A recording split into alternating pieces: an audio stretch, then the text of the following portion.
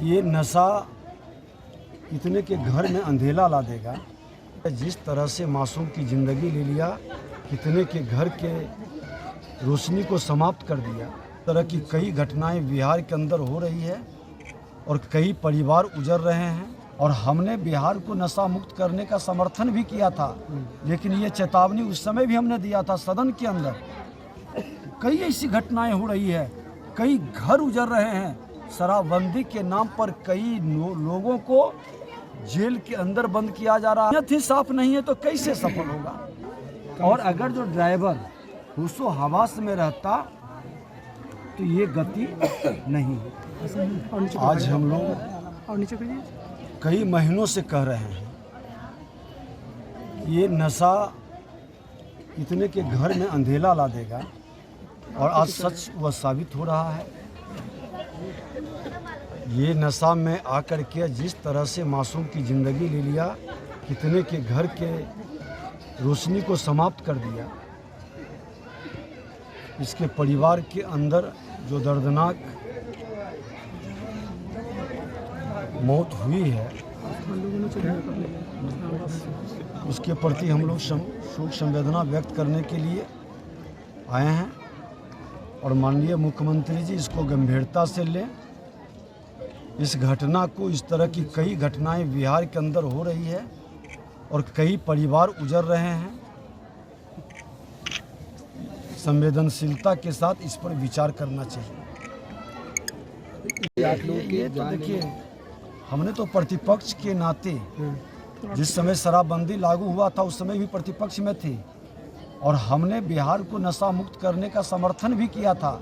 लेकिन ये चेतावनी उस समय भी हमने दिया था सदन के अंदर कि कोई भी नीति तब सफल होगा जब नीयत साफ होगा। मुख्यमंत्री जी, और आप शराबबंदी में आपका तंत्र कमज़ोर है, आपके लोग ही इसे संरक्षित कर रहे हैं, और जब तक ये वातावरण रहेगा तो ये असफल रहेगा। और आज उसी की परिणति है कि ड्राइवर, जिस तरह से ये घटना सिर्फ यहाँ तो दुखद घटना घटित ही हुआ, पूरे बिहार के अंदर कई ऐसी घटनाएं हो रही है, कई घर उजड़ रहे हैं। शराबबंदी के नाम पर कई लोगों को जेल के अंदर बंद किया जा रहा है, और शराबबंदी के नाम पर एक नया अपराधी वर्ग भी पैदा हो रहा है। उसके कमाई से भ्रष्टाचार थाना से लेकर हर जगह फैल रहा है। और इस तरह की घटना को रोकने के लिए एक बार विचार करना चाहिए। या तो नीयत साफ करे तब नीति सफल होगा। कभी नीयत ही साफ नहीं है तो कैसे सफल होगा।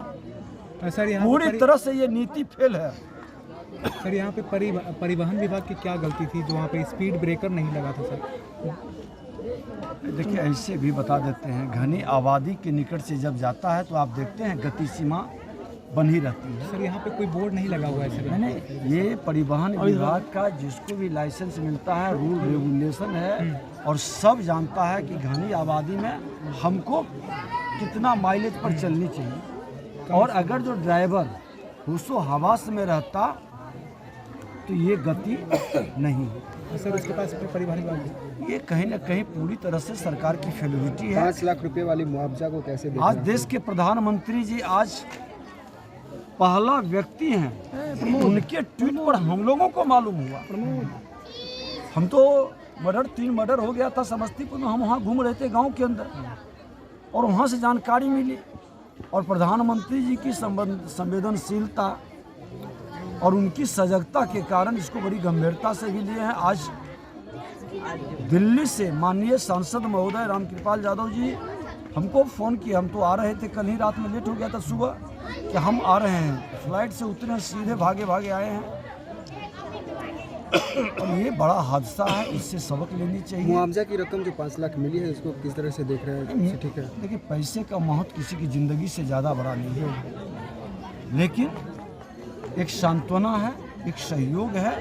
लेकिन जिसकी ज़िंदगी चली गई है, उस परिवार के साथ हम सभी की सहानुभूति, संवेदनशीलता के साथ उनके साथ हम लोग खड़े हैं।